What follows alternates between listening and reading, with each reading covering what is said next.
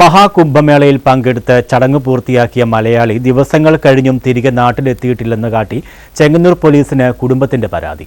ആലപ്പുഴ ജില്ലയിലെ ചെങ്ങന്നൂർ കൊഴുവല്ലൂർ വാത്തിയുടെ മേലേതിൽ ജോജു ജോർജിനെയാണ് കാണാതായത്.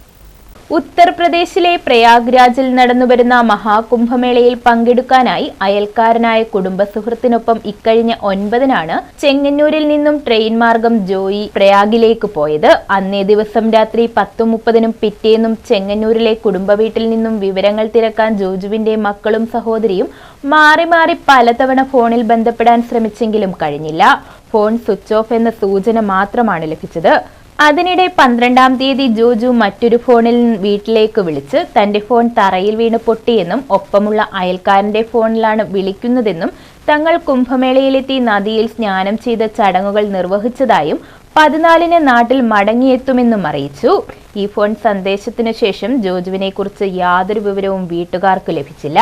അതേസമയം ജോജുവിനെ കൂട്ടിക്കൊണ്ടുപോയ അയൽവാസി 14-ന് നാട്ടിലെത്തുകയും ചെയ്തു. ഇതറിഞ്ഞ ജോജുവിന്റെ കുടുംബം അയൽവാസിയെ സമീപിച്ച് വിവരങ്ങൾ അന്വേഷിച്ചെങ്കിലും തൃപ്തികരമായ മറുപടി ലഭിച്ചില്ലെന്നും ജോജിയുടെ കുടുംബാംഗങ്ങൾ പരാതിയിൽ പറയുന്നു. എന്റെ അച്ഛനും അച്ഛന്റെ കൂട്ടുകാരോടും ചേർന്ന് 9-ാം തീയതി ഞായറാഴ്ച ഇവിടുത്തെ 2:30 KK എക്സ്പ്രസിന് കുംഭമേളയ്ക്ക് പോയതാ. ബട്ട് അച്ഛന്റെ കൂട്ടുകാരൻ തിരിച്ചു വന്നു, അച്ഛൻ വന്നില്ല. 12-ാം തീയതി ബുധനാഴ്ച ഒരു 8:30 ആയപ്പോ എന്നെ വിളിച്ചിട്ട് പറഞ്ഞു വ്യാഴാഴ്ച ഒരു 7:30 ട്രെയിനിന് KK എക്സ്പ്രസിന് കയറും, ഞാൻ വരും എന്ന ലാസ്റ്റ് അച്ഛന്റെ കോള് വരുന്നത്. അതിനുശേഷം അച്ഛന്റെ ഒരു ഇൻഫർമേഷനോ കാര്യങ്ങളോ നമുക്ക് കിട്ടുന്നില്ല. അതേ തുടർന്ന് ഞങ്ങൾ പോയിട്ട് ചെങ്ങന്നൂർ പോലീസ് സ്റ്റേഷനിൽ കൊണ്ടുപോയി കേസ് കൊടുക്കുകയും കൂടെ പോയ ആളെ വിളിക്കുകയും ചെയ്യുന്നുണ്ട്. പക്ഷെ അയാള് നമ്മളോട് പലരോടും പല റീസണാ പറയുന്നത്. അപ്പൊ പോലീസ് വിളിച്ചിട്ട് ഇവിടെ വരണമെന്നും ഡീറ്റെയിൽ ആയിട്ട് സംസാരിക്കണമെന്ന് പറഞ്ഞിട്ടും അയാള് വരികയോ ഒരു ഇൻഫർമേഷൻ നൽകുകയോ ചെയ്തിട്ടില്ല. പക്ഷെ ഞങ്ങൾക്ക് ഞങ്ങളുടെ അച്ഛനെ തിരിച്ചു വേണം. അച്ഛൻ എവിടെ ആണെങ്കിലും ഒന്നും പറ്റിയിട്ടില്ല, എന്തെങ്കിലും പറ്റിയിട്ടില്ലെന്നുണ്ടായിരുന്നു അച്ഛൻ ഞങ്ങൾ ഏതെങ്കിലും ഫോണിൽ നിന്ന് കോണ്ടാക്ട് ചെയ്യോ വിളിക്കുകയോ ചെയ്തില്ല. അച്ഛൻ്റെ ഇത്രയും നേരമായിട്ടും ഒരു കോളോ ഒരു ഇൻഫോർമേഷനോ നമുക്ക് കിട്ടിയിട്ടില്ല.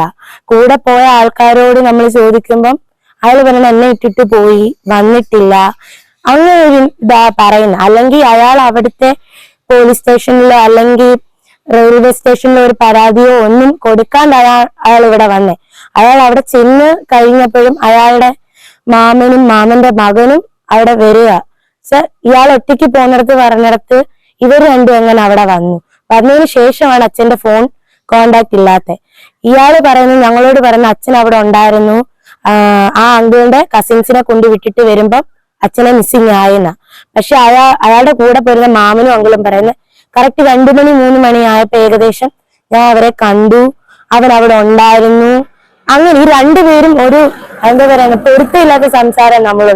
ജോജുവും താനും ഒരുമിച്ച് പ്രയാഗിലെത്തി കുംഭമേളയിൽ പങ്കെടുത്ത ശേഷം അവിടെ നിന്ന് കുറച്ചകലെയുള്ള ഇറ്റാർസിയിലെ താമസ സ്ഥലത്ത് തിരിച്ചെത്തിയിരുന്നുവെന്നും എന്നാൽ അതിനിടെ തന്റെ ചില ബന്ധുക്കൾ നാട്ടിൽ നിന്നും കുംഭമേളയ്ക്ക് എത്തിയിരുന്നതായും അവരെ കൂട്ടി താൻ പ്രയാഗിൽ പോയി വരുമ്പോൾ ജോജുവിനെ താമസ സ്ഥലത്ത് കണ്ടില്ലെന്നുമുള്ള പരസ്പര വിരുദ്ധമായ വിവരങ്ങളാണ് ഒപ്പം കൂട്ടിക്കൊണ്ടുപോയ അയൽക്കാരൻ പറയുന്നത്. അതിനിടെ പ്രയാഗിലെ കുംഭമേളയുടെ ഭാഗമായി നദിയിൽ ഇരുവരും മുങ്ങിക്കുളിക്കുന്നത് അയൽവാസിയുടെ ഫോണിൽ നിന്നും സമൂഹമാധ്യമത്തിൽ പങ്കുവച്ച ദൃശ്യങ്ങളും പ്രചരിച്ചിരുന്നു. ഈ സാഹചര്യത്തിലാണ് ജോജുവിനെ കുംഭമേളയിൽ പങ്കെടുത്ത ശേഷം കാണാനില്ലെന്നു കാട്ടി ബന്ധുക്കൾ പോലീസിൽ പരാതി നൽകിയത്.